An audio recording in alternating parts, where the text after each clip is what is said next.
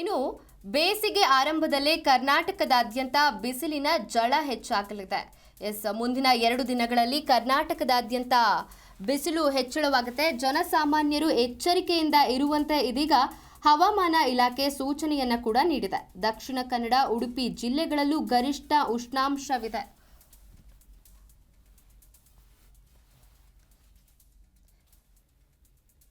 ಇನ್ನು ದಕ್ಷಿಣ ಕನ್ನಡ, ಉಡುಪಿ ಜಿಲ್ಲೆಗಳಲ್ಲೂ ಗರಿಷ್ಠ ಉಷ್ಣಾಂಶ 2 ರಿಂದ 4 ಡಿಗ್ರಿ ಸೆಲ್ಸಿಯಸ್ನಷ್ಟು ಹೆಚ್ಚಾಗಲಿದೆ. ಇನ್ನು ದಾವಣಗೆರೆ ಹಾಗೂ ಮೈಸೂರಿನಲ್ಲಿ 12 ಡಿಗ್ರಿ ಸೆಲ್ಸಿಯಸ್ ಅತ್ಯಂತ ಕನಿಷ್ಠ ಉಷ್ಣಾಂಶ ದಾಖಲಾಗಿದೆ. HALನಲ್ಲಿ 31 ಡಿಗ್ರಿ ಸೆಲ್ಸಿಯಸ್ ಗರಿಷ್ಠ ಉಷ್ಣಾಂಶ, 15 ಡಿಗ್ರಿ ಸೆಲ್ಸಿಯಸ್ ಕನಿಷ್ಠ ಉಷ್ಣಾಂಶ. ಇನ್ನು ನಗರದಲ್ಲಿ 31.9 ಡಿಗ್ರಿ ಸೆಲ್ಸಿಯಸ್ ಗರಿಷ್ಠ ಉಷ್ಣಾಂಶ ಹಾಗೂ 15.3 ಡಿಗ್ರಿ ಸೆಲ್ಸಿಯಸ್ ಕನಿಷ್ಠ ಉಷ್ಣಾಂಶ ಹೆಚ್ಚಾಗಲಿದೆ.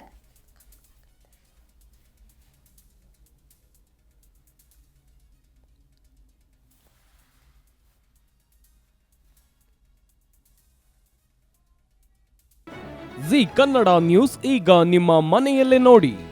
ಎಲ್ಲ ಕೇಬಲ್ಗಳಲ್ಲಿ ಈಗ ಲಭ್ಯ.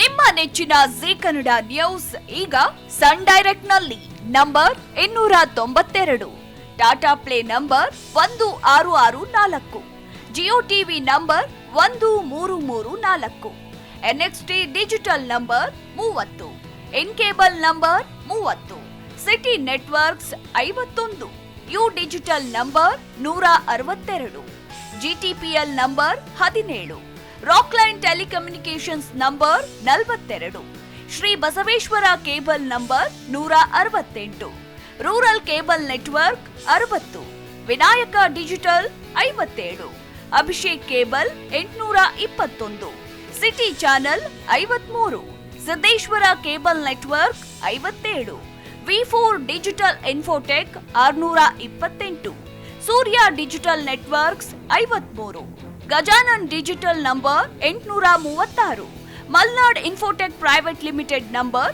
56, Metrocast number 830, Victory Digital number 167ರಲ್ಲಿ ನೋಡಿ ಆನಂದಿಸಿ.